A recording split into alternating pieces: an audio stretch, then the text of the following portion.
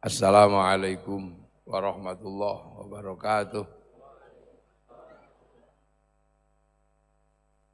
Bismillahirrahmanirrahim. Bismillah, alhamdulillah. Wassalatu wassalamu ala rasulillah Sayyidina Muhammad ibn Abdillah wa ala alihi wa ashabihi wa azwajihi wa dhurriyyatihi wa ahli baitihi wa man tabi'ahum bi ihsan ila yaumil qiyamah.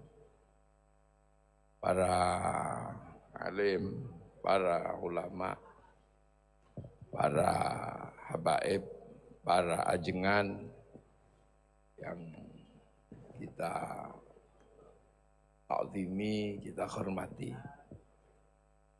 Pada Bapak Bupati Tasikmalaya, Bapak Ade Sugianto yang hadir di tengah-tengah kita, yang kita hormati, Bapak Wakil Bupati, Bapak Cecep Nurul Yakin, Kepala BI Tasik, Bapak Daryana, kemudian Bapak Sekda, Bapak Muhammad Zain, dari jajaran TNI Polri dan seluruh jajaran Forkompimda yang kita cintai, para hadirin wal hadirat yang berbahagia. Alhamdulillah, ini hari jadi Tasikmalaya yang ke 390. Yang kalau manusia disusun itu sudah ada sekitar 10 generasi. 10 lebih, 390, hampir 400 tahun. Yang malam hari ini alhamdulillah BI hadir bersama untuk menyokong hari jadi Tasikmalaya. Sebuah kebahagiaan tersendiri bagi siapapun yang mengerti dan memahami apapun di dunia ini pasti punya asal, punya awal. Nah, asal dan awal itu menjadi penting bagi manusia masa depan untuk memahaminya. Makanya peristiwa-peristiwa besar ini selalu diingat agar orang itu enggak lupa, agar enggak jumawa bahwa seolah-olah yang ada hari ini adalah murni keberadaannya. Nah, peristiwa itu pasti ada waktunya, ada orangnya, dan ada peristiwa yang ditinggalkan. Itu pasti ada. Nah, orang Islam itu diajari betul sama Allah agar gak lupa. Makanya peristiwa-peristiwa besar di dalam Islam ini selalu dijadikan tonggak-tonggak peringatan. Makanya setiap tahun ada peristiwa-peristiwa yang selalu diingat. Lahirnya Nabi diperingati pada bulan Maulid untuk mengingatkan bahwa asal muasal Islam itu dari Rasulullah. Kemudian ada peringatan-peringatan berikutnya. Hijriyah, itu peringatan hijrahnya Rasulullah dari Makkah ke Madinah. Aktornya ada Rasulullah, ada Sayyidina Ali, ada Sayyidina Abu Bakar. Sehingga akhirnya kita mengenal bahwa ada sosok-sosok yang berjuang pada waktu itu. Kemudian ada peristiwa Nuzulul Quran. Kita tahu beberapa orangnya ada.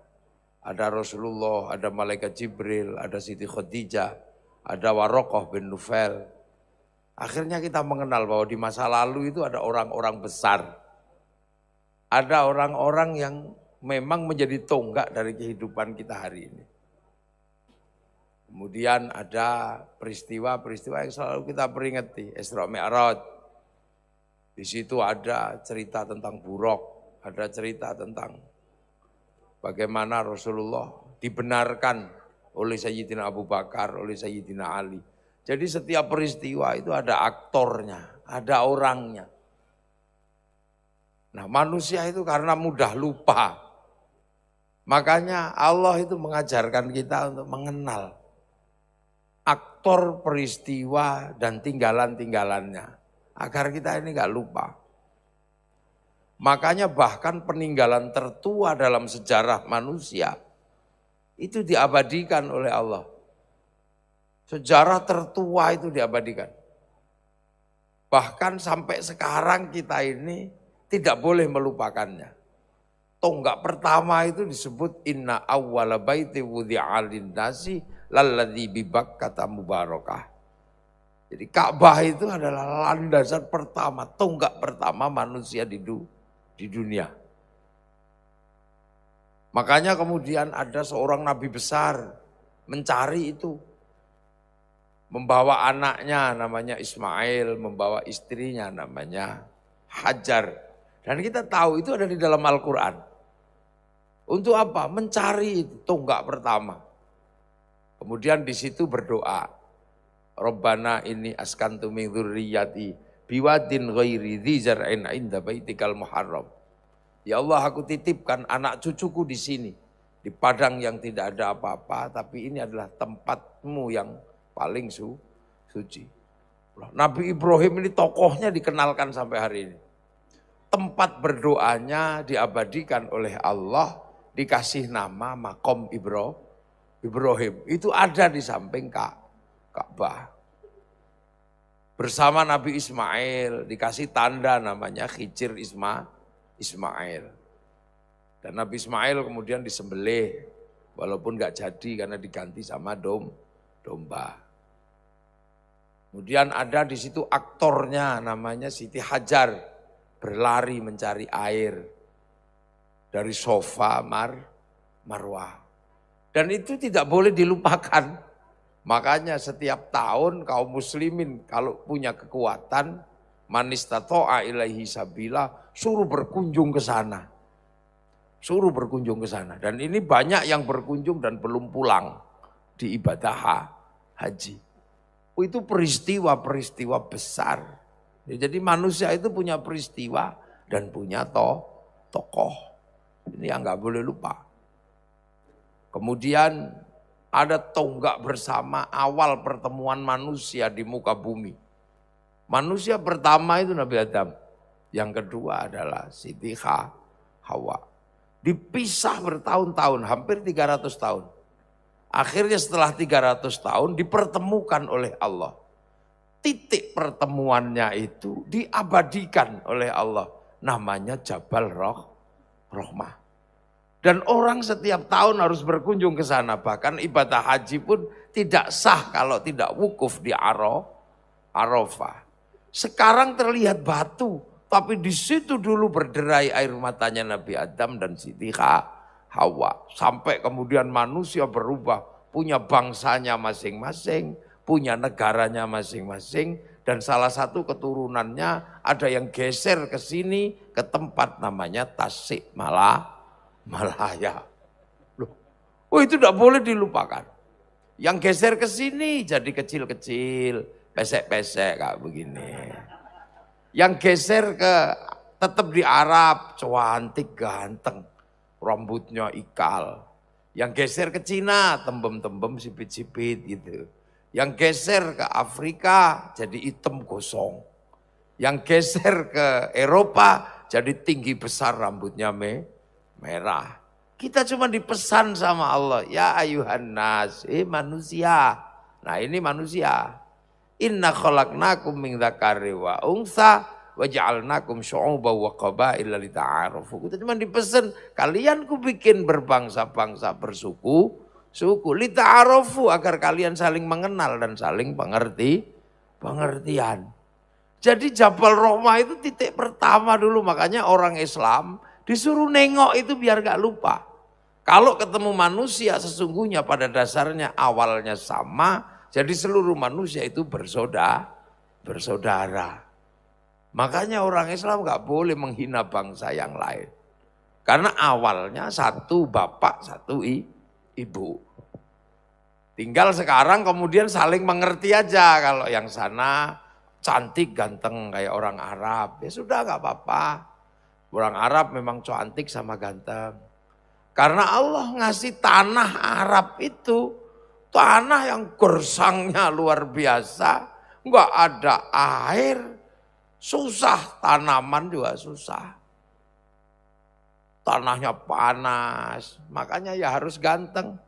Kenapa? Biar kalau nggak mandi tetap ganteng. Nah kalau dibikin jelek kayak kita, kalau nggak mandi tambah jelek. Di sana, ini bangsa. Kenapa kemudian yang ke Cina berubah jadi tembem-tembem sipit-sipit gitu? Karena di sana itu kalau musim dingin, saljunya turun, mataharinya keluar. Jadi putih semua silau, lama-lama ya kriip-kriip begini. Lah kenapa yang Eropa itu tinggi besar rambutnya merah? Karena di sana harus dibikin gede, karena ada musim dingin. Kalau dibikin kecil-kecil gini kedinginan mati. Makanya harus dibikin besar. Loh, orang Eropa itu kalau udah kena musim dingin, ya Allah, min 41 derajat. Ini gak ada apa-apanya. Min 41 derajat. Dinginnya luar biasa. Makanya orang Eropa itu kalau persiapan musim dingin, waduh persiapannya banyak. Karena kalau sudah musim dingin, dia gak punya ikan. Ikan gak ada di Eropa kalau musim dingin. Karena seluruh sungainya membeku jadi es. Makanya orang Eropa itu kalau musim dingin, makan ikan yang diawetkan di musim panas, namanya sarden. Lah kita ngapain ikut-ikutan makan sarden? Wong kita ini setiap hari ada makanan ikan, cari di sungai, cari di empang. Kalau nggak ada ikan, kodok juga ada. Loh, ini negeri kita. Makanya nggak usah membayangkan jadi bangsa yang lain. Kita Indonesia. Orang Eropa kalau musim dingin, dia nggak punya matahari. Mataharinya hilang 4 bulan.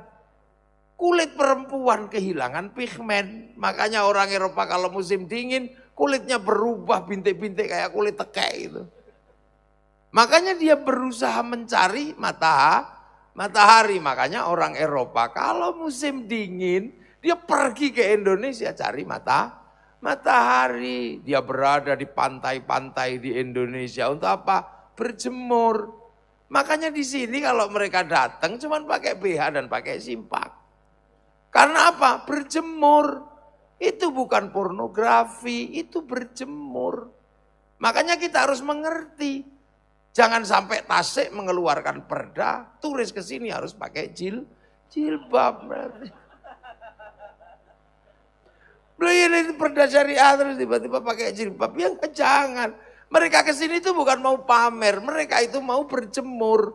Kalau orang Jogja bilangnya dede. Berjemur, makanya mereka itu berjemur ke sini karena di sana tidak ada matahari. Begitu sampai di sini dia tunjukkan, ini loh kulitku dia. Makanya orang Eropa itu punya tradisi menyambut matahari terbit. Kalau sudah matahari terbit disambut, matahari terbenam disambut. Maka mereka punya tradisi lihat sunrise sama sunset. Lah orang Tasik ngapain kalian? Ikut-ikutan lihat sunrise, lihat sunset. Setiap hari jam 11 siang buka pintu keluar matahari. Lah ini mesti paham, ta'arufu mesti ngerti. Orang Eropa musim dingin gak punya sayur. Seluruh sayur itu rontok di musim gugur.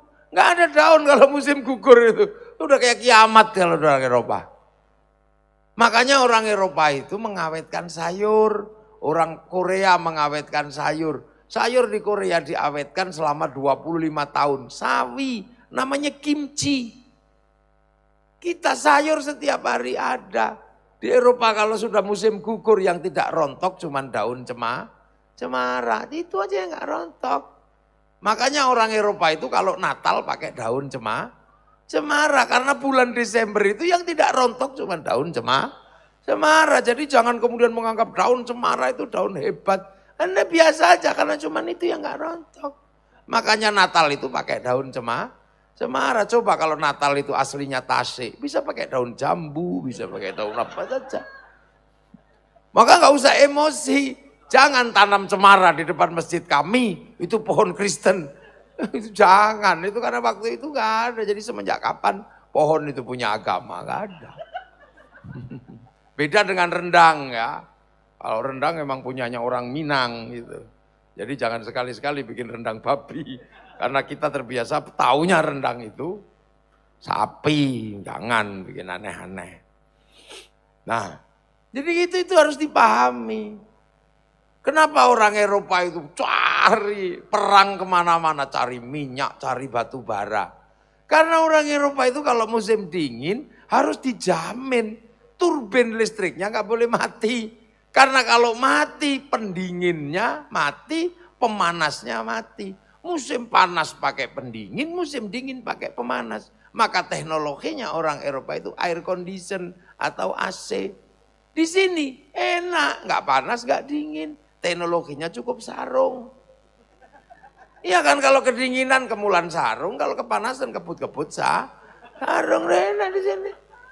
Negeri paling enak. Saya ini penjelajah dunia. Sampean aja taunya cuman Cikalong. Iya kan? Bojongadir. Iya, taunya paling Pangandaran. Saya tahu. Jadi betapa nikmatnya menjadi orang Indonesia. Jadi makanya kita harus tahu ini, tahu dulu. Orang Eropa itu kalau sudah musim dingin, wih itu Masya Allah, butuh kalori yang sangat tinggi. Makanya sampai susu dikeraskan menjadi keju, susu dibusukkan menjadi yogurt. Daging harus banyak, makanya kita enak di sini. Seumur-umur makan kobes juga hidup.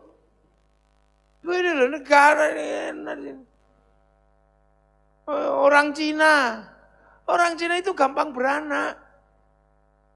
Makanya penduduknya itu hampir 2 miliar orang. Setiap hari negara itu mikir kasih makan 2 miliar orang, makan semua. Sementara gandumnya orang Cina itu nggak cukup dimakan oleh orang Cina. Kurang luas tataran yang untuk nanam gandum. Makanya mereka kalau nanam gandum cuman sedikit, diolah jadi mie panjang-panjang. Makannya pakai sumpit biar awet. Coba kalau tradisi makannya kayak orang Tasik dicabuk gitu. Walah udah minggu habis. Makanya mereka ayam dipercepat hidupnya jadi 30 hari. Makan kambing gak cukup. Karena kambing itu pentilnya 2, anaknya 1. Makanya mereka cukupnya makan babi. Belum sama jangan ribut. Di sana yang bisa mencukupi kebutuhan itu. Makanya orang Cina kemana. Orang Afrika kenapa hitam? Sampai gak usah komplain. Karena Allah nitipkan singa itu di Afrika. Kalau dibikin putih dikejar singa, kelihatan. Lah kira-kira begitu, nggak ada dalilnya. Sampean percaya ya syukur, enggak ya nggak apa-apa. Bukan rukun iman. Lah ya, di sana kalau dikejar singa terus putih lari kemana? Lah kalau hitam kan tinggal tengkurap udah nggak kelihatan. Lah kenapa orang Afrika itu masih sering kelaparan? Karena nenek moyangnya orang Afrika nggak seperti nenek moyang kita. Nenek moyang kita ketika punya anak yang mengganggu kehidupan manusia, dia direlokasi, dijauhkan. Makanya hantu dijauhkan. Makanya kampung-kampungnya orang Indonesia itu tidak ada hantunya, paling hantu kelas genderuwo kan. Hantu-hantu yang serem taruh di Cirebon, di hutan larangan. Kalau yang di Jawa Tengah taruh di Alas Purwo, itu relokasi hantu. Di Jawa Timur taruh di Alas Purwo, jadi enak. Ular juga udah digeser kemana. Lah di Afrika gimana mau nanam padi? Habis dimakan burung pipit. Karena burung pipit Afrika itu jumlahnya triliunan. Sekali turun itu habis tanam padi itu. Nah burung pipitnya Afrika itu diekspor oleh orang Indonesia, diimpor ke sini. Di sini dikasih nama Blackstrut. Harganya 30 juta satu ekor. Itu burung pipit Afrika. Nanam jagung, habis dimakan burung betet di Afrika itu. Karena betet Afrika besarnya seperti mentok. Namanya makhau. Nanam ubi dimakan celeng, makan babi. Nanam pisang habis karena monyet Afrika sekali makan satu tandan habis. Karena gedenya sak sapi namanya gorila. Di sini enak paling ya. Apa satu dua, nah itu berat di sana. Nah kita di Indonesia, matahari tidak pernah ingkar janji, 24 jam selalu hadir. Kita daun tidak pernah rontok, selalu ada daun. Hawa tidak panas, tidak dingin. Air selalu mengalir sepanjang waktu. Fabi ayyi ala'i rabbikum tukadziban. Nikmat mana lagi yang akan kau dustakan?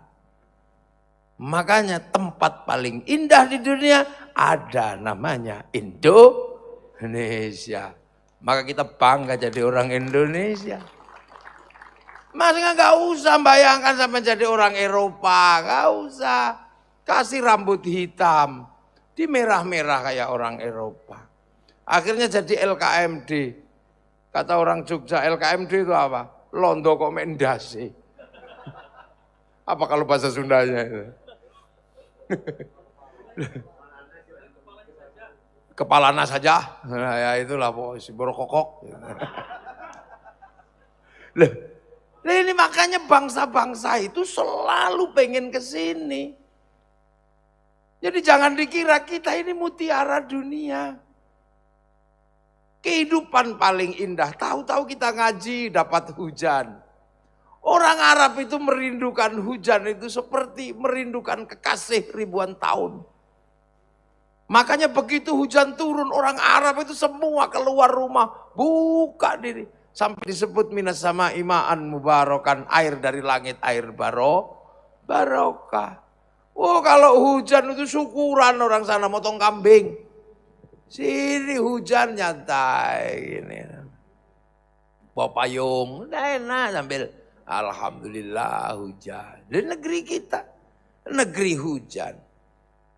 Kalau musim kemarau, daun-daun mengering. Begitu kena hujan seminggu, hijau semua. Recovery-nya cepat. Kita punya negara Indonesia yang luar biasa, hawa tidak panas. Makanya dunia sedang meramal ini. 2040 seluruh bangsa di dunia akan mengalami krisis gelombang 2. Krisis pertama krisis pangan, krisis kedua krisis energi, krisis ketiga krisis air. Negara-negara dunia sedang panik sekarang karena 2040 akan ada krisis air. Kita di sini air, sampai banjir-banjir. Jadi sulit kita membayangkan bahwa Indonesia akan krisis air. Air di mana-mana di Indonesia. Di sini punya situ-situ, punya bendungan-bendungan, punya waduk-waduk, punya. Sana sudah membayangkan krisis makanan, di sini makanan melimpah. Mulai dari jagung, mulai dari padi, mulai dari tales, mulai dari uwi, apa dan lain masih banyak. Di sini negeri beraneka ragam, bahkan hantu paling banyak di Indonesia. Di Arab itu ada jin, di Eropa ada ghost, di Cina ada vampir, zombie. Di sini hitung. Genderuwo, kolor hijau, ya kuntilanak, pocong, suster ngesot, banyak. Kolor hijau tuyul, itu IKE apa? KKN. Nah ini negeri, orang sana sudah ribut energi. Indonesia nyaman kalau 2040 ada krisis energi, energi di Indonesia aman. Kalau berbicara energi angin, kita punya pantai terpanjang dunia. Berbicara tentang energi matahari, kita punya waktu terpanjang dunia 3 jam. Berbicara tentang energi panas bumi, kita negeri cincin api. Aman. Makanya nyaman. Makanya ketika ada COVID kemarin, Eropa kalang kabut itu, waduh habis semua. Kita di sini nyantai, waktunya pakai masker, pakai masker. Ya, tapi negara juga tidak hancur kayak negara-negara Eropa. Cina itu tekor, kita alhamdulillah masih bisa berjalan walaupun terseok-seok, walaupun anggaran-anggaran besar yang tadinya untuk jalan, untuk pembangunan sarana prasarana habis untuk menyelamatkan manusia. Jadi untuk apa bangun jalan kalau manusianya mati? Lebih baik menyelamatkan manusianya dulu, jalannya menyusul, program-program yang lain menyusul. Jadi maafkanlah kalau Pak Bupati kekurangan anggaran untuk menyelamatkan manusia. Menyelamatkan manusia itu lebih penting daripada ngurus yang lain. Makanya ya itulah. Nah ini, jadi dunia sedang bergerak begini. Nah kita berbahagia menjadi orang Indonesia. Makanya dari dulu itu orang itu pengen ke sini. Dulu dari India pengen ke sini. Mencari tanah yang indah. Dipimpin oleh Kudunga dari sana. Akhirnya transit ke Indonesia, kawasan Kalimantan. Bikin kerajaan besar namanya Kutai Kartanegara. Cari lagi keindahan, anak cucunya geser ke ujung kulon, dipimpin Dewa Warman, bikin kerajaan Saloka Negara. Cari lagi keindahan, anak cucunya masuk pedalaman Jawa Barat, bikin kerajaan Tarumanegara, namanya Warman. Punya anak lagi, namanya Sinasanaha, geser ke sekitaran Tasik, Ciamis. Baru Sanjaya masuk pedalaman Jawa Tengah, bikin Mataram. Ini negara kita. Makanya terus ada Hindu. Nah setelah itu ada orang Eropa pengen cari kehidupan. Karena kalau musim dingin orang Eropa kedinginan. Maka dia harus cari rempah. Maka kemudian sekitar tahun 1515 Portugis datang ke Malaka. Dia kuasai itu Selat Malaka itu. Dia kalahkan para Meswara. Perang besar di sana terjadi. Ribuan bangsa kita mati untuk mempertahankan Selat Malaka. 1515 Malaka jatuh. Akhirnya kerajaan-kerajaan besar di Nusantara, pintu masuk perdagangannya berhenti. Karena tadinya bisa langsung dagang dengan orang Eropa, dikunci sama orang Portugis. Akhirnya orang Portugis berikutnya datang lagi namanya Belanda. Masuk ke Batavia. Dan Batavia dikunci sama Belanda. Miskin semua kerajaan. Miskin semua negara-negara di Nusantara. Maka kemudian seluruh anak bangsa berperang melawan Belanda di Batavia. Termasuk orang-orang dari Tasikmalaya, mengorbankan darahnya, mengorbankan nyawanya, perang bersama Sultan Agung, kemudian perang di Batavia. Atas itulah maka kemudian simbol perlawanannya menjadi awal berdirinya Malaya. Jadi Tasikmalaya dibangun oleh para pejuang, dibangun oleh orang-orang kuat bagaimana mempertahankan kekuatan Nusantara untuk diwariskan pada anak cucunya. Lah itu diperingati. Jadi jangan kira Tasikmalaya itu ada karena tidur-tiduran. Karena bernyanyi-nyanyi. Es lilin macecenda. Perang. Bukan sambil duduk-duduk. Apa itu? Situ Ciburuy.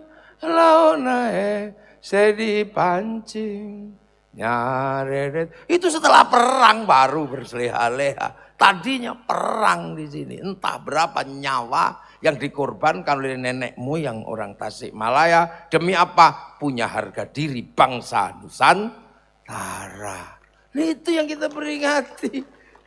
Jadi sampean harus tahu. Lah kenapa harus dipertahankan? Apa hubungannya Belanda? Apa hubungannya Portugis? Harus dipertahankan. Karena apa? Karena bangsa ini sudah menjadi sebuah bangsa yang mampu merukunkan setiap perbedaan. Sebelumnya kerajaan-kerajaan besar sudah mampu menjadi bangsa yang kuat. Dan menjadi bangsa masa depan. Jadi bangsa di sini ini sebenarnya adalah gambaran masa depan. Terutama gambaran bagaimana kaum muslimin yang mampu mengakomodir, mampu mempertemukan kekuatan yang berbeda-beda. Makanya serangan-serangan waktu itu dilakukan oleh kaum muslimin. Untuk apa?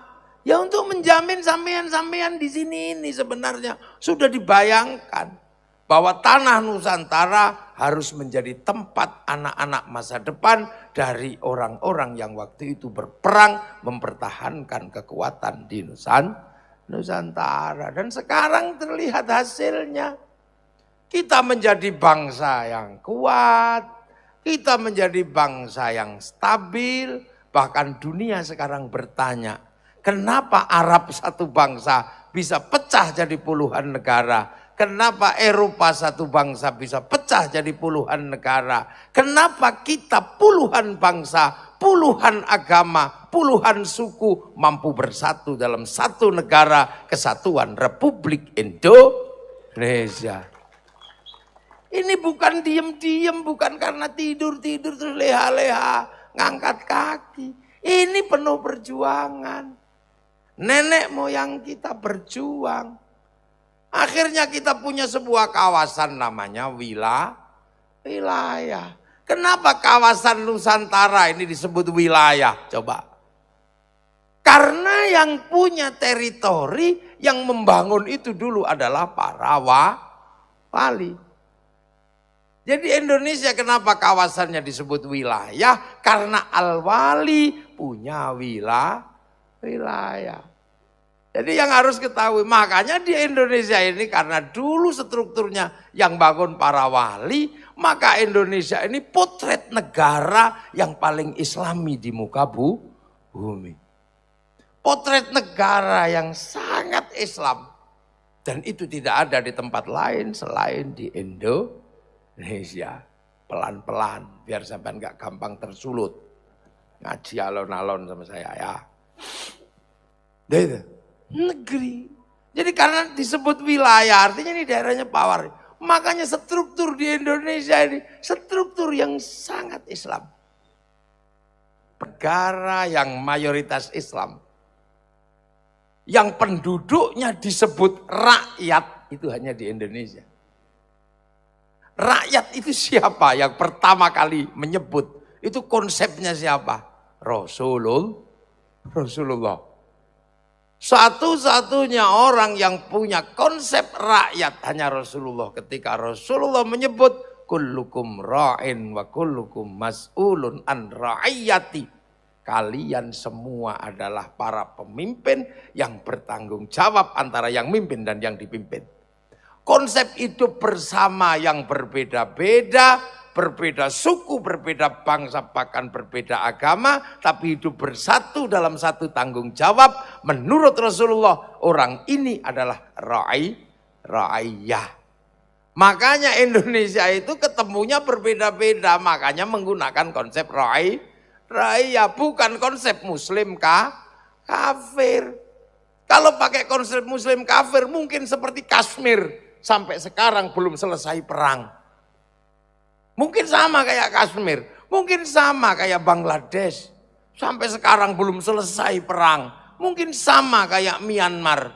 Karena masih berbicara muslim kafir, perang belum selesai. Tapi perbedaan di Nusantara disatukan oleh para wali dengan langsung menitipkan pada Rasulullah dengan konsep ra'iyah. Maka kemudian perang itu berakhir karena orang boleh berbeda-beda, berbeda agama, berbeda suku, berbeda bangsa, disatukan dalam konsep kullukum ra'in wa kullukum mas'ulun an ra'iyati. Konsep ra'iyah inilah yang diserap ke bahasa Indonesia menjadi rakyat. Dan rakyat adalah satu-satunya bangsa muslim dunia yang sanggup menyebut kalimat ra'iyah untuk warga bangsanya hanya muslim Indonesia. Cari tempat lain. Tidak ada. Jadi sampean jangan menganggap ini di strukturnya, makanya para ulama sepuh enggak dikit-dikit kafir, enggak. Karena ro'iyah itu hidup bersama, aturan disepakati bersama. Duh. Makanya ro'iyah itu kalau kumpul jadi satu namanya musyarakah. Musyarakah diserap ke bahasa Indonesia menjadi masyarakat. Musyarakah atau masyarakat kalau kemudian terjadi perbedaan pendapat menggunakan konsep wasyawirhum fil amri, lahirlah konsep musyawarah. Makanya ketika berubah menjadi NKRI, pemimpin tertingginya adalah Majelis Permusyawaratan Rakyat, Dewan Perwakilan Rakyat. Dan mempertemukan perbedaan ini tidak mudah. Makanya ketuhanan yang Maha Esa selesai di Indonesia. Declaration of Independence-nya Amerika tidak menyebut kata Tuhan. Manifesto komunisnya Soviet tidak menyebut kata Tuhan. Tapi Indonesia Pancasilanya menyebut konsep ketuhanan. Artinya nomor satu, manusia punya sifat Tuhan. Bertuhan yang Maha Esa. Karena apa? Kalau urusan ketuhanan itu enggak kamu selesaikan menjadi konsep hidup bersama, sampai kapanpun enggak akan pernah selesai. Karena tidak ada wasitnya kalau ribut. Karena Tuhan tidak pernah turun terus mengatakan yang benar kamu udah pernah. Nah itu makanya dia sudah lakum dinukum waliyadin. Tapi hidup bersama. Kemanusiaan tertinggi adalah mengakui perbedaan Tuhan. Maka lahirlah persatuan, kemudian mengikuti konsep Islam murni, kerakyatan yang dipimpin oleh hikmah. Kalimat yang dipakai adalah hikmah, bukan yang lain. Karena hikmah adalah pintu masuk menuju agama Allah. Ud'u ila sabili rabbika bil hikmah. Maka kalau kamu memimpin rakyat, kamu harus punya hikmah. Kalau tidak punya hikmah, jangan coba-coba memimpin orang. Karena pasti kamu akan menjadi orang yang emosi, orang yang mudah marah, orang yang mudah ngamuk. Itu indahnya kerakyatan yang dipimpin oleh hikmah. Loh, udah ngapain? Ini tidak ada di dunia manapun. Dalam kebijaksanaan, masih ada kalimat kebijaksanaan. Dalam permusyawaratan, masih ada permusyawaratan. Bahasa Arab semua itu, konsep Al-Quran semua. Perwakilan al-wakil, bahasa Arab. Lah inilah. Lah kalau enggak para wali yang bikin, enggak bisa. Makanya orang-orang datang pertama ke sini harus tahu itu. Di sini sudah maju bangsanya. Kerajaan Pajajaran sudah sangat kuat. Kerajaan Majapahit, kerajaan Singasari semuanya kuat. Jadi Islam datang ke sini bukan ketemu negara belantara, tapi ketemu peradaban yang maju. Agamanya Hindu. Orang Hindu yang boleh ngomong agama hanya para Brahmana. Yang lain tidak boleh, kesatria nggak boleh ngomong kastanya. Sudra apalagi, sudra itu petani dan pedagang. Petani pedagang tidak boleh ngomong agama. Karena yang boleh ngomong agama hanyalah orang Brahmana. Makanya kalau ada konsep Islam disebarkan oleh saudagar, ditolak dalam teori kasta di Nusantara. Yang bisa mengimbangi Brahmana itu siapa? Wali, la khaufun alaihim walahum yahzanun. Makanya ada konsep wali yang masuk ke Indonesia. Kalau yang masuk ke Eropa panglima perang, yang masuk ke Afrika panglima perang, tapi masuk ke Nusantara adalah para wali. Nah yang menata itu tadi semua para wali, makanya teritorinya Ra'iyah disebut wilayah. Wilayah itulah yang disebut Negara Kesatuan Republik Indonesia. Inilah jawaban. Bukan dari yang lain. Indonesia bukan people. Kalau Indonesia people, Vox Populi, Vox Dei, suara mayoritas, suara Tuhan. Begitu orang mayoritas dia mengatakan kami wakil Tuhan. Itulah makanya khilafah tidak cocok di Indonesia. Diterapkan di Palestina nggak cocok, diterapkan di Mesir nggak cocok. Padahal di sana sebagian besar Muslim. Mosok mau diterapkan di Indonesia. Komunis juga nggak cocok. Karena dia diktator proletariat, proletar yang memimpin di Indonesia konsepnya ra'iyah, maka yang berlaku tidak ke kiri, tidak ke kanan, tapi wasatiyah di tengah-tengah. Inilah Pancasila. Loh itu makanya Indonesia selamatan, itu jawabannya kenapa Arab satu bangsa bisa pecah jadi puluhan negara. Kenapa Eropa satu bangsa bisa pecah jadi puluhan negara. Kenapa kita Indonesia puluhan bangsa, puluhan suku mampu bersatu dalam satu negara. Kesatuan Republik Indonesia. Karena konsep ra'iyah Rasulullah tegak di Indonesia. Loh makanya dipertahankan. Bahkan sampai perang melawan Batavia dipertahankan. 10 November Belanda mau mengancam Indonesia dipertahankan. Siapa yang mempertahankan? Para penerus wali. Maka santri-santri di daerah-daerah di Tasik bergerak melawan Belanda. Di Jawa Timur bergerak melawan Belanda. Untuk pengen punya merah putih saja waktu itu. Apa yang dilakukan? Ribuan nyawa. Karena merah putih menjadi simbol harga diri bangsa Nusantara. Perang di 10 November merebut merah putih. Di Jawa Tengah pengen punya merah putih. Takut ditembak Belanda. Di Jogja merah putih takut ditembak Belanda. Taruh di dalam rumah. Begitu taruh dalam rumah, tiangnya dikasih tebu. Tiang rumahnya dikasih kelapa. Tiang rumahnya dikasih padi, tiang rumahnya dikasih pisang. Belanda mikir ini mau apa ini, merah putih ada padinya adanya. Besoknya kemudian orang sana datang bawa tumpeng sama ayam makan. Kata Belanda, orang Jawa mau makan aja ribet. Tapi apa yang terjadi? Makanannya habis, padi rontok, pisang rontok, tebu mengering, kelapa mengering, yang tersisa tinggal merah putih. Itu cara perlawanan orang dulu bagaimana membangkitkan kebangsaan Indonesia. Wong Sunda podo kan? Sama loh, itu dulu perlawanan. Bukan kok terus musyrik nyembah merah putih, itu bukan. Di Surabaya kenapa merah putih disobek birunya yang punya Belanda? Karena pengen menegakkan merah putih.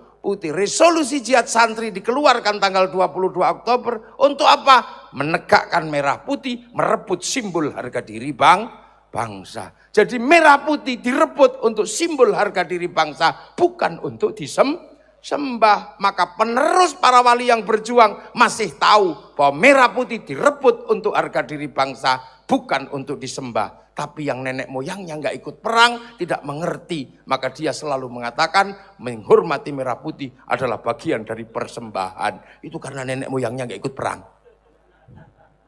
Nggak tahu, mungkin yang lain lagi perang dia Bandar Dadu juga nggak tahu kita. Lah ini loh, harus dipahami. Lah ini maknanya apa? Memahami masa lalu. Makanya kemudian santri kalau ada 10 November bikin karnaval. Kalau ada 22 Oktober bikin hari santri. Untuk apa? Mengingat bahwa di masa lalu ada perjuangan. Di masa lalu ada perlawanan. Untuk apa? Untuk masa depan anak cucunya agar nyaman duduk sampai hari ini tanpa ada apa-apa. Di Malaysia jam 10 malam gak boleh pengajian. Berhenti. Di sini 24 jam bergerak. Sesukamu lah sampean, mau sampai besok juga boleh. Tapi Pak Bupati udah capek. Ini bangsa. Makanya harus tahu bahwa semua ini berkembang dan bergerak. Jadi yang terjadi hari ini itu bukan sesuatu yang datang dengan tiba-tiba. Kenapa kita nyaman hari ini? Karena ada orang-orang yang pernah menumpahkan darahnya. Untuk apa? Untuk kenikmatan anak cucunya, menempati tanah yang pernah diperjuangkan menjadi masa depan bangsa dan negara. Loh itu makanya kayak gini itu penting, hari jadi apa ini penting. Jangan dikira, makanya ada orang peringatan ulang tahun, diperingati biar ingat. Oh dulu waktu ulang tahun, bapak itu masih pakai sepeda ontel. Sekarang wah saya udah pakai mobil. Sehingga orang pakai mobil nggak menyalahkan sepeda ontel. Nggak kayak sekarang, semua masa lalu disalahkan. Mentang-mentang bisa membeli McD, mentang-mentang bisa beli ke Kentucky, menyalahkan ingkung ayam.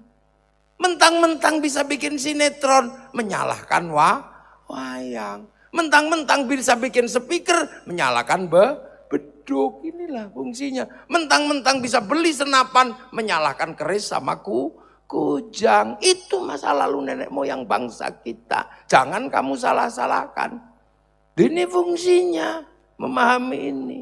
Ini tepuk tangan, gak usah sungkan-sungkan. Gak apa-apa. Kita ini suka begitu, karena dia lupa. Semua punya masa lalu. Sekarang kurang hobi menyalahkan. Menikmati kayak begini. Sudah nikmat ini menyalahkan. Kita hidup, pergi haji. Pakai ini menyalahkan. Orang lupa. Bahkan agama pun gak bisa berdiri sendiri. Jangan salah sampean. Jadi hidup ini bersama. Bersama hidup ini. Makanya apa? Kebersamaan itu penting, konsep ro'iyah itu harus kita jaga. Karena sampai hari ini bahkan agama pun hidup bersama-sama. Saya ini kiai. Kiai dimanapun ngajar ngaji. Yang saya ajarkan tentang sholat. Kalau saya sudah ngajarkan sholat, saya ajarkan sampean. Mau yang paling khusyuk sampai yang paling tidak khusyuk. Tak ajarkan, tapi cuman berhenti di situ. Begitu kiai ngajarkan ngaji, ngajar sholat itu nutup aurat. Begitu berbicara tutup aurat itu kain. Kain itu urusannya pabrik kain. Kiai udah nggak bisa ikut mikir ini, yang mikir orang Cina yang bikin pabrik kain, yang dibiayai oleh BI ya. Lah itu, makanya sampean jangan ikut Cina bunuh semua, nek Cina mati kamu telanjang nggak pakai sarung. Kiai ngajarkan sholat itu toharoh dimanapun sekarang pakai air itu sekarang urusannya sanyo sama pipa. Urusan sholat, urusan toharoh diurus kiai, urusan sanyo sama pipa diurus mas pion. Belum gini dunia. Mari kita menjadi bangsa yang terbuka. Lu kiai itu ngajar sholat. Sholat itu urusannya bikin masjid. Tapi masjid itu batu sama pasir disatukan oleh semen. Kiai harus bersahabat dengan pabrik semen. Haji diajarkan kiai. Mau yang paling mardut, apa paling makbul, apa yang paling mabrur silakan. Tapi begitu urusan berangkat dari embarkasi, diurus sama Boeing, sama Airbus. Itu yang ngurus orang Yahudi.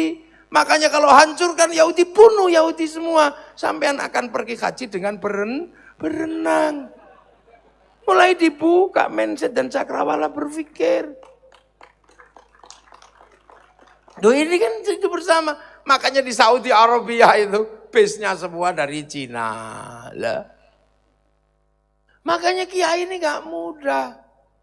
Tiba-tiba kemudian karena merasa punya uang. Bang riba. Loh, riba itu dari dulu haram. Kata siapa riba itu halal? Jadi gak ada riba itu halal. Sampai kapanpun, sampai dunia tutup juga riba itu haram. Tapi sampean mengatakan bank itu riba, kita duduk dulu di sini diskusi. Karena kalau kemudian sampean mengatakan bank itu riba dan bank itu haram, hati-hati. Sampean kemanapun tidak boleh pakai uang. Loh karena uang itu produksi bank, bukan produksi KUD. Loh ini dunia. Jadi karena agama itu dari Allah untuk manusia. Manusia itu di dunia. Dunia itu dari kun. Kun itu dari kana. Kana itu wa akhwa. Tuhan temannya banyak. Dan sifatnya kana itu memang usil dari dulu. Inilah makanya agama itu begitu. Makanya Rasulullah membuka jalur sutra. Membangun perdagangan. itu bersama-sama. Dan konsep ro'iyah itu cukup mewakili perbedaan menjadi satu tanggung jawab. Belum makanya kiai jarang hancurkan, ntar dulu sih. Kaum muslimin belum bisa. Pergi haji juga pakai bank. Lah ya kalau pilotnya dikasih uang 40 juta juga nggak mau. Makanya kemudian pergi haji harus pakai bank. Lah kalau nggak pakai bank terus pakai apa sampean? Kembali ke 30 ekor sapi. Jual sapi 30 ekor baru pergi haji. Sekarang satu sapi karena ada bank cukup. Baca Al-Quran juga harus hati-hati. Karena seluruh percetakan Quran utang bank dulu sebelum dibeli oleh negara. Loh ini loh. Berpikirnya jangka panjang. Makanya kiai-kiai santri terutama ini nggak gampang terprovokasi. Orang ntar dulu. Jadi itu makanya kan kita ini tenang gitu. Nggak ribut aja. Gitu. Rokok haram. Ntar dulu. Rokok itu nggak ada dasar halal haramnya. Ya nggak ada. Tapi kalau kemudian kita mengharamkan rokok ya konsisten. Konsisten boleh, istiqomah, rokok haram. Berarti Anda harus tahan diri untuk berhati-hati. Karena 175 triliun cukai rokok masuk APBN. Kalau rokoknya haram, APBN-nya haram. Untuk bangun jalan-jalannya haram. Makanya orang yang mengharamkan rokok bisa dosa lewat jalannya pemerintah. Lu makanya kiai, kenapa kamu kok ngerokok? Kalau enggak ngerokok pusing kiai, wajib. Kenapa kok enggak ngerokok? Kalau ngerokok malah pusing, haram. Sudah. Jadi urusan ibu-ibu jangan kemudian, ya karena kiainya suka ngerokok. Enggak, loh. Ini memahami situasi seperti ini harus paham. Karena apa? Dunia begitu masa depan ini jadi satu. Berdekatan semua. Kalau zaman Nabi Ibrahim, orang baru bergerak dari Filistin ke Mesir. Nabi Adam baru satu keluarga. Nabi Isa baru sampai Romawi. Tapi zaman Nabi Muhammad sudah berbicara tentang waja'alnakum syu'uban wa qabaila lita'arafu. Sudah berbicara bangsa dan suku. Makanya Rasulullah disumpah oleh Allah. Sumpahnya sederhana. Wattini wazzaitun wa turi sinina wa hadzal baladil amin. Demi buah tin simbol Nabi Nuh, zaitun Nabi Isa, Nabi Ibrahim, wa turi sinina simbol Nabi Musa, simbol Nabi Muhammad, wa hadzal baladil amin, demi keamanan bangsa dan negara. Ini sudah ke situ. Makanya laqad khalaqnal insana fi ahsani taqwim. Manusia dibikin baik. Bahkan manusia itu enggak punya agama juga sudah baik. Makanya ada novel yang ditulis oleh Ibnu Tufel kasih judul Hayyu Ibnu Yaqdhan, si hidup anak si sadar. Itu hidupnya manusia tidak kenal agama tapi akhirnya menjadi baik, yang disadur oleh orang Eropa menjadi Tarzan. Nah itu Hayyu Ibnu Yaqdhan. Nah ini makanya, nah setelah itu menjadi sempurna hidupnya kalau mengenal aman wa amilus sholihat. Manusia yang baik, agama yang baik, dijamin keberadaannya oleh keamanan bangsa dan negara. Arab itu negaranya rusak, maka manusianya rusak, agamanya rusak. Kita pelan-pelan yang tadinya cuman seminggu sekali Jumatan, tambah, terus tambah. Beragamanya orang semakin baik, semakin baik, semakin baik. Bahkan sekarang manusia beragama Islam terbesar di dunia ada di Indonesia.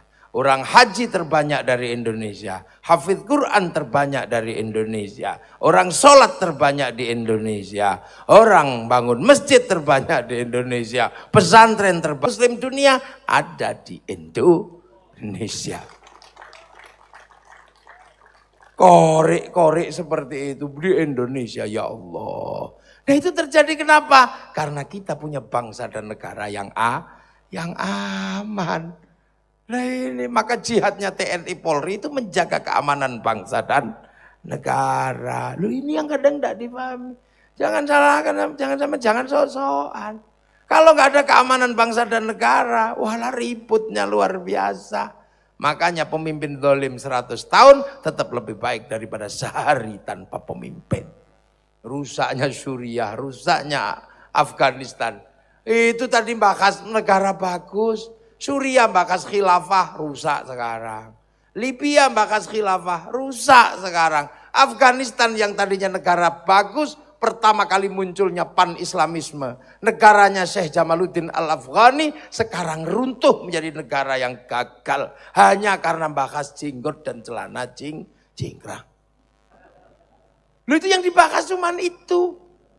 Wah ribut sampai sekarang. Lah di Indonesia, Masya Allah, indahnya luar biasa. Makanya kita ini tahu punya bangsa yang luar biasa. Kita jaga. Loh makanya santri menjaga bagaimana kebersamaan itu jalan. Contoh, agama ini jadi landasan pemersatu. Yang lain agama menjadi alat pemecah. Dikit-dikit bid'ah, dikit-dikit musyrik, dikit apa. Kalau santri, agama menjadi alat pemersatu. Wa'tasimu bihablillahi jami'a wa la tafarraqu. Doa yang tadinya sendiri-sendiri oleh para ulama, mari tetap berdoa bersama. Kiainya yang doa, santrinya amin, amin, amin, amin, amin. Kalau kelamaan, amin, itu kiainya paham, langsung walhamdulillahi robbil alamin, paham. Tapi karena saking semangatnya semua pengen berdoa, akhirnya kumpul di alun-alun Tasikmalaya berdoa. Istighosah kubro. Akhirnya apa? Ro'iyah terlibat semua. Ro'iyah rakyat yang bakul bakso terlibat jual bakso. Yang punya angkot bawa angkot. Roda ekonomi berputar. Kebersamaan terjaga. Antar ro'iyah terjalin hubungan yang luar biasa. Sholawat yang tadinya sendiri-sendiri. Dengan gayanya masing-masing. Ada sholawat dengan gaya Arab. Marhaban ya nurul aini, marhaban, marhaban, marhaban jandal Husaini. Allah marhaban, marhaban. Ini gaya Arab. Ada yang gaya Yaman. Wassalamun mustamirun. Kulakini atan jantat. Kayaknya orang Yaman. Kayaknya orang Indonesia yang suka dangdut. Ya Rasulullah salamun alaik. Kayak dangdut. Lah ya kumpul jadi satu. Ada yang kayak Sunda. Ya Rasulullah salam. Salamun alaik. Kayak Sunda. Ini rukun itu. Akhirnya orang bersolawat bersama-sama bersatu. Kembali kepada alun-alun Tasikmalaya. Tasikmalaya bersolawat. Akhirnya semua kumpul di situ. Yang jual slayer laku. Yang jual sepanduk laku. Sampai yang jual gagang pancing juga laku. Ya laku semua. Roda ekonomi berputar. Loh, akhirnya terjaga kebersamaan ini. Kemudian oleh para ulama, orang meninggal dipersatukan yang hidup 3 hari, 4 hari. Sampai akhirnya kemudian 1 tahun khol. Kemudian guru-gurunya yang meninggal di mana? Diziarahi, wali-wali diziarahi. Kalau sudah seperti itu, bis pariwisata bergerak. Roda ekonomi berputar, menyambut tamunya para wali, orang jual nasi, laku. Menyambut tamunya para wali, orang jual tasbih, laku. Bahkan copet bisa hidup di makam para wali. Ini kebersamaan agama. Akhirnya orang Tasik ziarah ke Jombang ke makam Gus Dur, mencintai tanah di mana gurunya bersemayam. Orang Jawa Timur ziarah ke Syekh Abdul Muhyi Pamijahan, berziarah ke Panjalu, berziarah ke Cipasung. Kalau semua orang menziarahi makam gurunya, akan terjadi rasa cinta di mana guru-gurunya bersemayam. Semakin banyak gurunya diziarahi, akan tumbuh rasa cinta pada tanah air, dan itu landasan rasa cinta pada bangsa dan negara. Nah, itu makanya orang kalau Teroris itu pasti gak suka ziarah. Karena gak takut, orang Tasik suruh ngebom Surabaya, gak berani ada makamnya Sunan Ampel. Suruh ngebom Cirebon, gak berani ada makamnya Sunan Gunung Jati. Tapi bagi yang tidak suka ziarah, blang plung gitu ya. Loh, ini cara ulama menjaga konsep ra'iyah agar bangsa ini tetap tenang. Kemudian para alim, para ulama yang kalau sudah ngomong udah nggak bisa ada yang ngontrol. Kenapa? Karena kiai itu kalau udah ngomong sampai yang bisa ngontrol. Tapi tetap ada dua. Ada kiai sakti dan kiai kurang sakti. Kalau kayak saya ini kiai kurang sakti. Kenapa? Karena pidato. Kalau Pak Bupati mengatakan, Gus sudah malam, berhenti saya. Karena kiai kurang sakti. Tapi kiai yang paling sakti itu siapa? Kiai kalau sudah khutbah Jumat, wah itu saktinya luar biasa. Gak ada yang berani komplain. Ajengan, udah itu gak berani. Ajengan, atos itu gak berani. Ajengan, atos, redang gitu gak berani. Siapa? Bahkan ketika khotibnya ini ajengan, udah serak. Kalau itu gak berani. Let lah itu. Gak berani. Makanya khotib-khotib ini dijaga oleh para sesepuh, para ulama. Kalau khutbah tetap dibatasi, suruh pegang tongkat, suruh baca. Nah kalau pegang tongkat suruh baca, nggak mungkin marah-marah. Kalau dibikin gini-gini tongkatnya jatuh. Belum baca, Ittaqullah, tetap begitu. Iya kan, tapi kalau nggak ada teksnya, nggak ada tongkatnya, saudara Jokowi begitu. Makanya di masjid-masjidnya para alim santri, NU udah ada yang marah-marah itu. Pilpres ya biasa aja. Nggak ada pilpres, perang Badar, apa. Loh, pilpres itu kelanjutannya pilkades. Kalau di desa pilkades, kalau di bupati pilbub, kalau di provinsi pilgub. Kalau kelas nasional pilpres, pesta demokrasi. Pesta demokrasi aja kok ya biasa kan ada dangdutannya. Kadang ada uangnya, ya ada ya biasa. Kalau diterima masyarakat namanya uang bensin, kan gitu. Kalau diterima masjid namanya sumbangan. Kalau diterima kiai, bisyarah, kan gitu. Lah, itu Indonesia, jadi jangan terlalu serius. Lu ya kan? Lu kena bisyarah loh itu. Itu konsep kebangsaan dan semua terlibat. Coba, kalau sudah sholawatan, sampai nanya nggak itu yang jual bakso itu Kristen apa enggak? Nggak nanya. Kehidupan berbeda-beda jadi satu. Yang nyablon itu juga semuanya nggak tanya sampean. Sampean yang nyablon ini Kristen apa Islam? Enggak. Semua jadi satu. Roda ekonomi berputar, kehidupan terjaga, keamanan dan ketentraman berjalan terus. Bisa kita wariskan untuk masa depan. Baldatun thayyibatun wa rabbun ghafur. Loh, makanya dalam hal agama pun Rasulullah menyampaikannya sederhana. Mayyuridillahu bihi khairan yufaqihu fiddin. Siapa yang dikehendaki menjadi baik oleh Allah dikasih ngerti dalam urusan agama. Lah khairannya itu nakiro. Nah ini yang kadang nggak dikaji. Khairannya itu nakiro. Khairan itu kalau nakiro maknanya khairan kamilan, kebaikan yang sempurna. Nah lah kebaikan sempurna pasti bukan milik manusia, itu milik Allah. Makanya kalau manusia baik pasti nggak sempurna. Saya nanya, pengajian ini baik enggak? Yang paling baik siapa? Ya pasti kiainya. Ya enggak usah komplain, Pak Bupati aja tak punggungi. Lah karena ini orang baik. Yang biayai pengajian BI aja taruh belakang. Loh jadi kalau ini baik, yang paling baik siapa? Kiainya. Enggak usah komplain, minumannya ada gelasnya, ada ininya. Mic-nya aja 2, kursinya paling gede karena orang baik. Acara juga belum mulai kalau kiainya belum datang. Bahkan hujan juga mengerti. Karena orang baik. Begitu kiainya ngaji, hujannya istirahat dulu katanya kan. Ngerti karena orang baik. Tapi tidak boleh karena kebaikan nggak bisa berdiri Sendiri, maka kiai nggak boleh mengatakan saya paling baik, nggak boleh.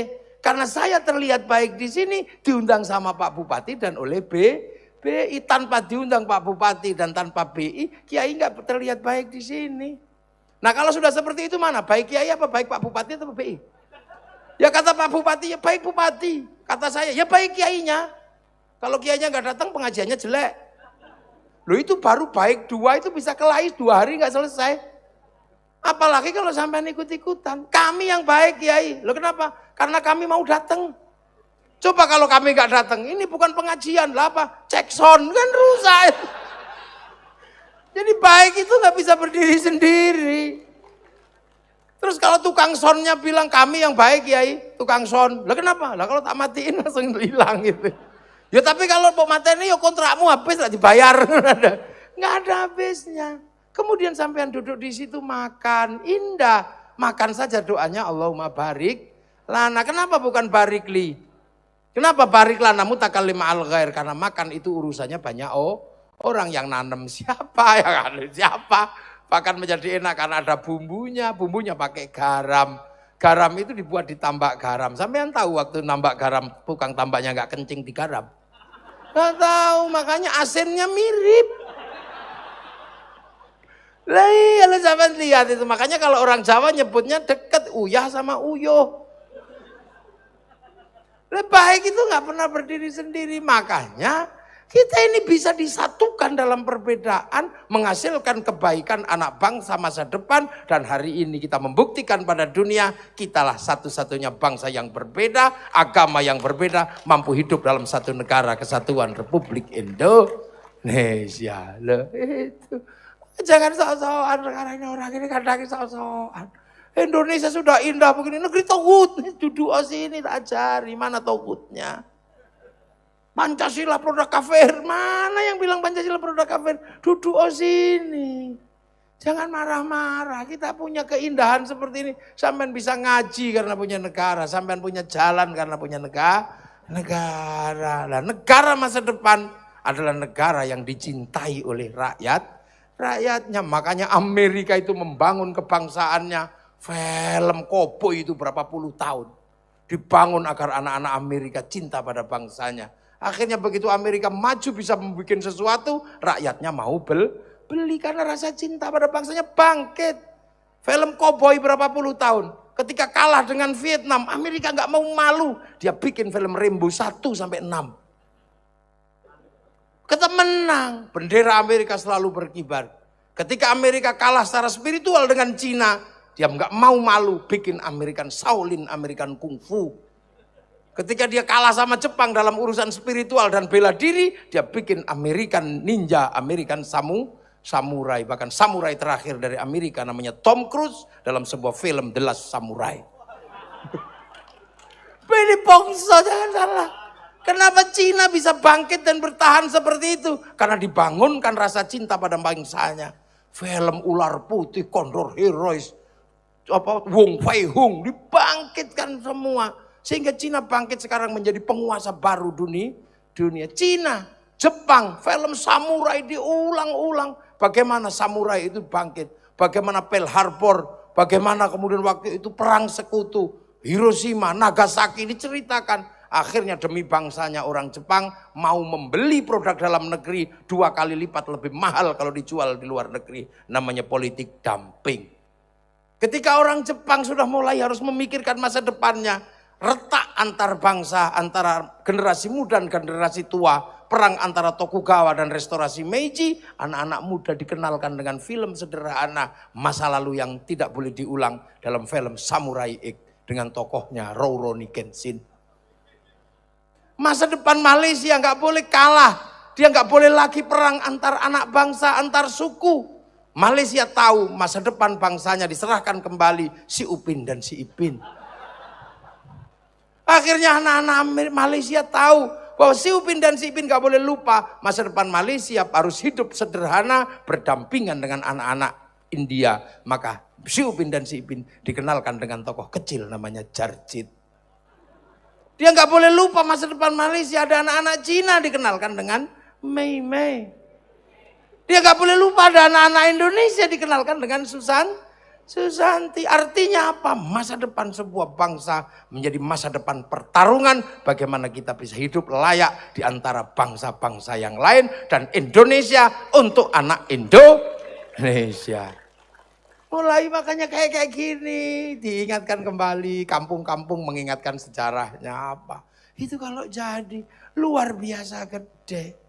Tiba-tiba sekarang ini apa-apa salah. Semua bangsa memperbaiki bangsanya. Kita punya hobi olok-olok bangsa dan negara.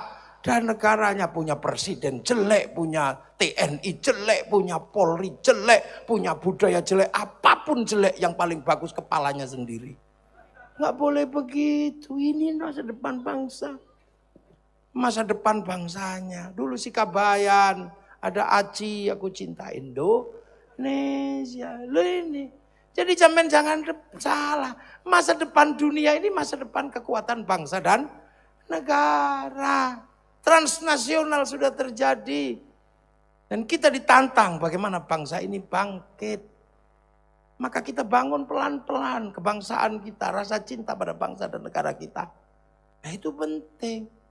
Orang Arab membangun kebangsaannya, orang Cina bangun kebangsaannya, orang Indonesia bangun kembali kebangsaannya. Salah satunya mengingatkan kembali hari lahir dan hari jadi Tasikmalaya, bahwa hari lahir dan jadinya Tasikmalaya adalah kelahiran karena perjuangan melawan Belanda di Batavia, dan itu ribuan nyawa harus dikorbankan demi tegaknya Tasikmalaya 390 tahun yang lalu.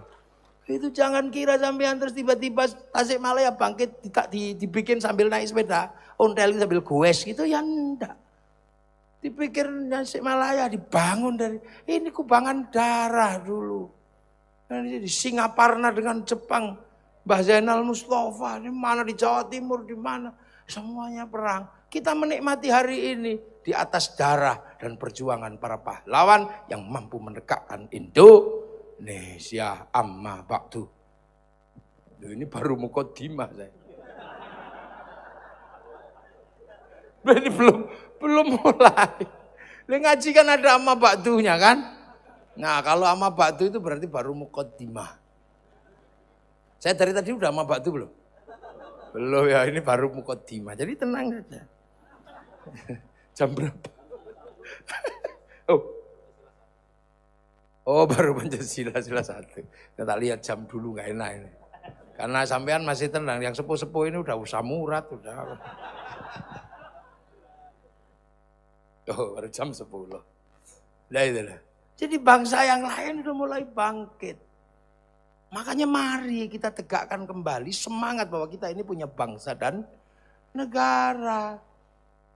Jangan dikira sampean sekarang misalnya ahli bahasa Inggris, ahli Inggris, mau masuk ke Inggris tetap ditanya pasportmu mana. Bahkan aturan Allah yang namanya haji itu bisa membuat orang berangkat atau tidak karena dia punya ketentuan. Kalau visa tidak keluar tidak berangkat. Makanya tahun kemarin ada 8.700 yang nggak bisa berangkat haji karena tidak keluar visa. Loh yang kayak begini, apa mikir dah? Orang Amerika bikin bangsanya sampai bangkit. Kemudian orang-orang Islam di Amerika mendapatkan hak, bikin masjid, bikin apa. Kita selalu ribut. Bangsa Palestina ribut, kita ikut-ikutan. Palestina ribut kenapa? Karena pasukan kemerdekaannya tidak rukun. Fatah Hamas sama Hizbullah tidak jadi satu. Kita dulu begitu Indonesia merdeka, pasukan kemerdekaan bersatu dalam TNI Polri. Itu kan mesti dicontoh. Jadi kalau tidak kita ini punya bangsa yang akan diteteran, anak cucu kita yang diperjuangkan oleh para pendiri bangsa ini. Jadi wahadal baladil amin yang akan menjamin laqad khalaqnal insana fi ahsani taqwim, yang akan menjamin amanu wa amilus sholihat. Maka jangan ganggu keamanan bangsa dan negara. Dan malam hari ini adalah contoh betapa semuanya terlibat. Bank terlibat, Pak Daryana terlibat, bagaimana membangun kebersamaan UMKM di situ. Itu masih ditanya agamanya apa? Enggak kan? Enggak ada di situ, jadi bersama. Nanti ada yang jual ini apa?